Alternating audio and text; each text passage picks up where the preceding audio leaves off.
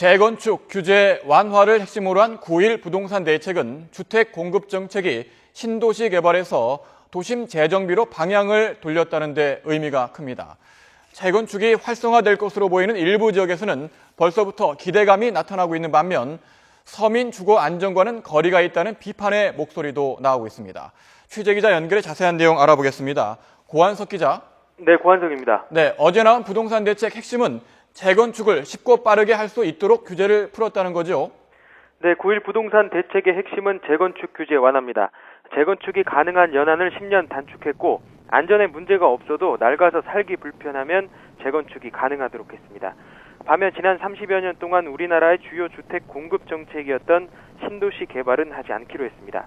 일산이나 분당 같은 도시를 더 이상 만들지 않겠다는 겁니다. 인구는 줄고 노령화도 심해져서 더 이상 대규모 주택 수요가 없다는 판단 때문입니다.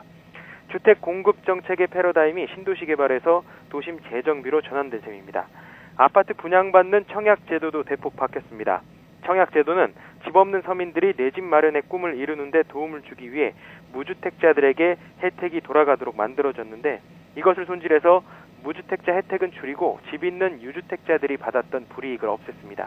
아파트 분양 시장에 상대적으로 돈이 있는 유주택자들을 끌어들여서 부동산 경기를 띄우겠다는 계산입니다. 네, 어제 발표된 부동산 대책과 관련해서 시장은 어떻게 반응을 보이고 있습니까? 서울 목동과 상계동, 강남 등 재건축 연한이 단축된 지역에서는 기대감이 나타나고 있습니다. 투자 목적으로 매수하려는 문의가 늘고 집값도 올라갈 조짐을 보이고 있습니다. 입지와 학군이 좋아서 아파트 헐고 건물을 새로 올리면 수익이 클 것으로 보이는 지역입니다. 규제를 푼다 해도 재건축 여부를 결정하는 건 결국 사업성이기 때문에 강남 같은 이른바 노른자 지역들이 혜택을 입을 수밖에 없습니다. 청약제도 변화의 영향도 적지 않을 것으로 보입니다. 당장 당첨 확률이 높은 1순위 청약자가 수도권에서만 220만 명 늘어납니다. 그만큼 아파트 분양 경쟁이 치열해질 수밖에 없습니다.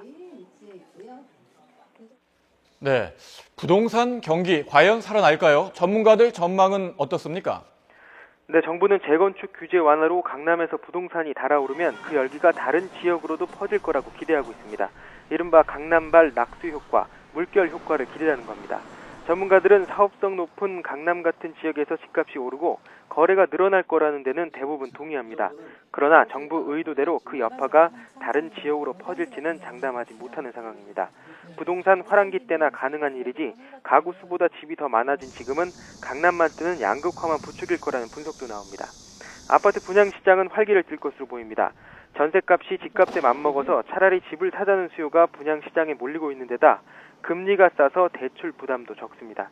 여기에다 그동안 유주택자들이 받았던 불이익도 없어졌기 때문에 집 교체 수요나 투자 수요가 몰릴 가능성도 있습니다. 네, 그런데 말이죠. 이 주택 정책에 따라서 서울, 강남만 혜택을 입고 서민 주거 안정은 더 멀어질 거란 우려도 적지 않다고요? 네, 우선 사업성 높은 지역에서 재건축이 남발될 거라는 우려가 큽니다. 재건축이 활성화되면 단기적으로는 집값을 띄울 수 있지만 장기적으로는 부동산 시장을 교란하는 요인이 될 거라는 지적도 나옵니다. 투기와 지역별 양극화만 부추겨서 서민 주거 안정과는 더 멀어진다는 겁니다. 특히 우리나라 주택 시장은 대부분 빚내서 집을 사는 구조이기 때문에 집값이 오르면 가계 부채도 늘어나게 됩니다. 부동산을 띄우면 당장은 내수 경기가 살아나는 것 같지만 가계 빚은 늘고 실질 소득은 그만큼 줄어서 우리 경제의 속병이 더 깊어질 거라는 우려도 나오고 있습니다. 지금까지 경제부에서 YTN 고한석입니다.